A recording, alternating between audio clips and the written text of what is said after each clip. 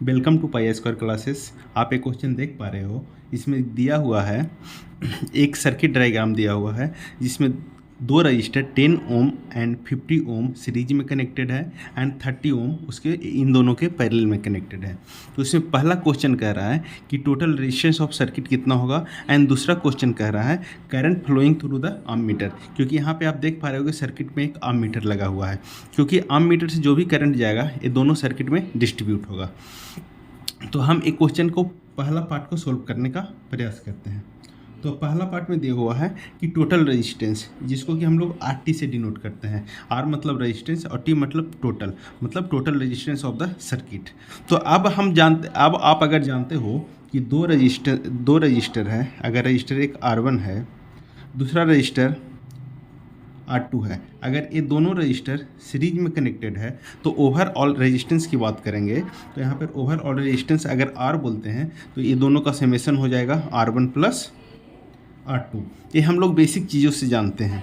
दूसरा, अगर इसी तरह से रहे कि रेजिस्टेंस R1 है, इसके पैरेलल में एक रेजिस्टेंस R2 अगर कनेक्ट कर देते हैं,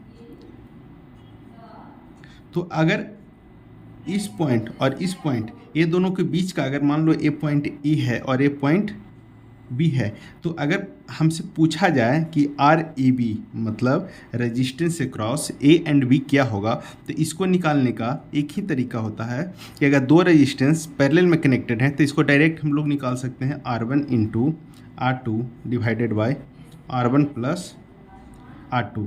अगर ये दो कॉन्सेप्ट हम जानते हैं तो इन दोनों कॉन्सेप्ट के बीच यूज करके हम इसका टोटल रेजिस्टेंस फाइंड आउट कर पाएंगे। अब आप क्वेश्चन में अगर देख पा रहे होगे तो 10 ओम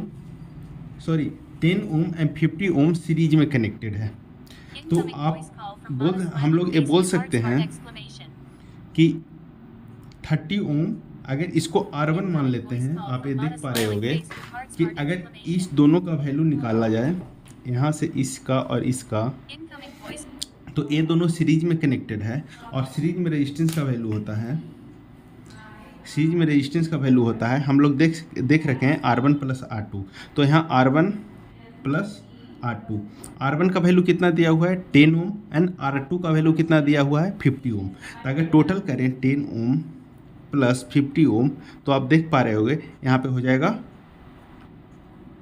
60 ओम। तो ये दो रेजिस्टेंस का समेसन कितना हो जाएगा 60 ओम।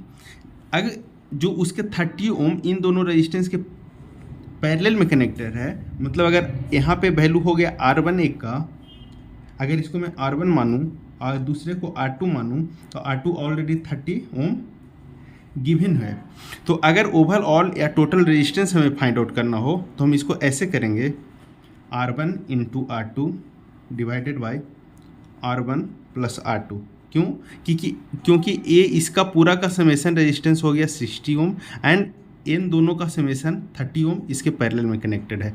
तो इन सबों का अगर ओवरऑल रेजिस्टेंस निकालेंगे तो ये पूरा सिस्टम इसके पैरेलल में हो जाएगा।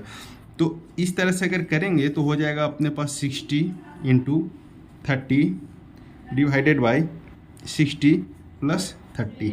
तो अगर टोटल रेजिस्टेंस की बात करें तो यहाँ पे अगर देखोगे तो 60 इंटू 30 डिवाइडेड बाई 60 प्लस 30 90। 10 से 10 कैंसिल आउट हो गया, ये 3 हो गया और ये 20 हो गया। तो देखो कि टोटल रेजिस्टेंस कितना हो गया 20 ओम। तो हाँ, अकॉर्डिंग टू क्वेश्चन हमारा जो फर्स्ट पार्ट था उसका वैल्यू हो गया 20 ओम। क्यों? क्योंकि इस तरह से रजिस्टर पहले सीरीज में कनेक्टेड है और दूसरा उसके पैरेलल में कनेक्टेड है, वो दोनों को। तो अगर ये पूरे आप देख पा रहे होगे तो सभी का समेसन कितना हो गया 20 ओम। क्वेश्चन 2 में क्या कह रहा है कि करंट फ्लोइंग थ्रू अमीटर। तो आप अगर इस सर्किट को देख पा रहे होगे तो जिस आम मीटर से होकर जितना करंट पास करेगा वो टोटल का टोटल करंट ये दोनों सर्किट में ये दोनों जो पाथ दिया हुआ है, फर्स्ट पाथ जिसमें 10 ओम और 50 ओम सीरीज में कनेक्टेड है और दूसरा पाथ जिसमें 30 ओम रेजिस्टेंस कनेक्टेड है, इन दोनों पाथ से होकर करंट फ्लो करेगा। तो अगर हम यहाँ से देख पा रहे हैं ओवर और रेजिस्टेंस निकल पा रहे हैं। यहाँ पे वोल्टेज हमें दिया हुआ है 6 वोल्ट, तो हम ओम्स लॉ का यूज करके इस क्वेश्चन का आंसर देंगे। तो अगर हम दूसरी पार्ट की बात करें तो हम ये जानते हैं ओम्स लॉ के अकॉर्डिंग टू ओम्स लॉ कहता है V = IR। हम ये जानते हैं कि हमें I का वैल्यू फाइंड आउट करना है और रेजिस्टेंस का वैल्यू हम लोग जो अभी टोटल रेजिस्टेंस है उसका वैल्यू निकाल रखे हैं 20 ओम। हमें वोल्टेज गिवन है, तो अगर यहाँ से I की बात करें तो I हो जाएगा V/R। वोल्टेज कितना दिया हुआ है 6 वोल्ट, और अभी हम लोग ओवर और रेजिस्टेंस निकाल लिए 20 ओम। अब है कि इसी सर्किट को क्यों हम लोग यूज करेंगे एमीटर से करंट जब पास होगा, क्योंकि हम लोग जानते हैं कि जो भी एमीटर से करंट पास होगा वही करंट ये पूरे सर्किट में डिस्ट्रीब्यूट होगा और ओवरऑल वही करंट वापस 6 ओम में आ जाएगा। तो अब यहाँ से अगर देखोगे तो वोल्टेज कितना अपने पास है 6 वोल्ट एंड रेजिस्टेंस कितना है, जो अभी टोटल रेजिस्टेंस हम लोग निकाले वो 20 ओम। अगर आप इसको सोल्व करोगे तो 3/10 हो जाएगा, यानी 0.3 एम्पियर। तो यहाँ पे करंट का वैल्यू कितना हो गया 0.3 एम्पियर, क्योंकि करंट का यूनिट एम्पियर होता है।